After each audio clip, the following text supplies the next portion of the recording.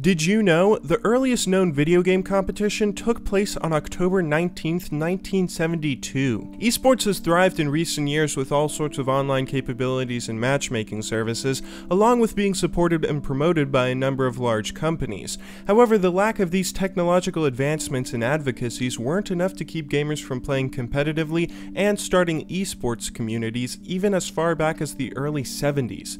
Around this time period, video games were still a very new thing.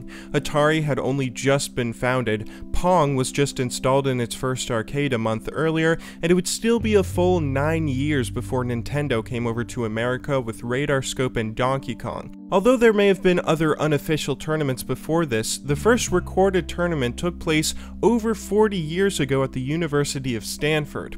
Computer science students walking the grounds would come across flyers reading, "The first Intergalactic Space War Olympics will be held here Wednesday the 19th of October, 2000 hours. First prize will be a year's subscription to Rolling Stone magazine. The gala event will be reported by Rolling Stone sports reporter Stuart Brand and photographed by Annie Leibovitz. Free beer." The game being played was Space War, one of the earliest known multiplayer games in existence. Developed by 6 MIT students, each player takes control of a starship and attempts to destroy the other while maneuvering around the gravity well of a star. There would be 2 separate events at the tournament being played on the college's only PDP-10 computer, a 5-man free-for-all and a 2-man team competition. Slim Tovar and Robert E. Mass would win the team event, and Bruce Baumgart would win the free-for-all. Esports has come a long way since then, but it's fun to think that even in the early 70s, players were still able to get notoriety through something as big as Rolling Stone magazine. The world of competitive gaming wouldn't really start to grow quickly, leading to the point it's at today until the late 90s and 2000s, with improved online capabilities and all sorts of neat technological advancements. But the lack of being able to compete online didn't stop people from cultivating a competitive gaming community early on. During the golden age of video games, which spanned from the late 70s to the crash of 1983, a number of arcade games would be released that people found so fun and addicting they'd find ways to play competitively. Even if players couldn't go head-to-head the way we can today, they could always use the age-old method of comparing high scores. Pac-Man, Ms. Pac-Man, Centipede, Defender, and the king of them all, Donkey Kong, would all be played competitively using this style throughout the early 80s and onwards. These days we've had some incredibly good players dominating various esports scenes around the world. Boxer with StarCraft, Ken with Melee, Forrest with Counter-Strike, Daigo with Street Fighter, and of course Faker and SK Telecom with League of Legends have all wowed their respective communities with their incredible play and, to be frank, domination of their games at certain points in time.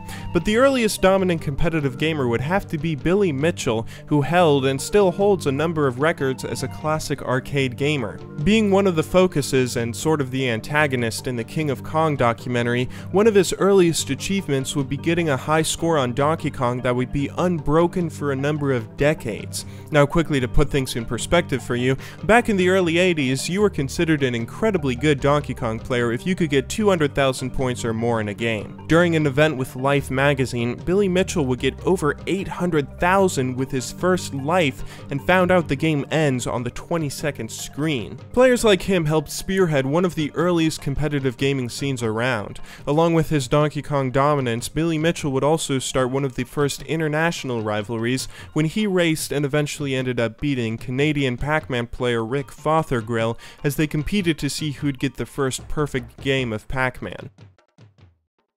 Over the years, it seems like no matter what type of game a developer makes, if there's the potential for a competitive scene to thrive around it, one will end up coming about. However, what really kicked esports off towards more mainstream popularity was the development of games like StarCraft, Dota 2, and League of Legends, which have all had constant support from developers in cultivating a competitive scene. A good game can speak for itself and be played for years whether it has developer support or not, but all the promotion and exciting sponsorships we've scene in recent years is thanks to the huge community that's been spurred by the large support devs have shown. And of course, if we're talking about huge esports communities, we have to talk about South Korea. According to the Federal Game Institute, 10 million South Koreans regularly follow esports. That means 20% of the population consistently keeps up to date and tracks their favorite teams, some of which are run by huge names in the South Korean business world. Samsung, South Korea's largest business, sponsors a number of StarCraft players and 2 League of Legends teams. Jin Air, a subsidiary of Korean Air, the largest airline in the country, sponsors a number of teams and players, as does the SK Group, CJ Group, and KT Corporation, which are some of the largest conglomerates in the country. That would be like General Electric or CBS Corporation sponsoring an American team. Thank you all very much for taking the time out of your day to watch my video. If you liked it, you should check out some of my other Did You Know videos linked right there on your screen about the development and intricacies of League of Legends, or you can click right there to watch my top 8 favorite esports facts that you may have not known about the world of League of Legends esports. I hope you all enjoyed the video. Thank you to everyone who's been liking and commenting and sharing my videos around, especially the ones like these that stray out of my little League comfort zone, but I really do appreciate all the support you guys have been showing me recently.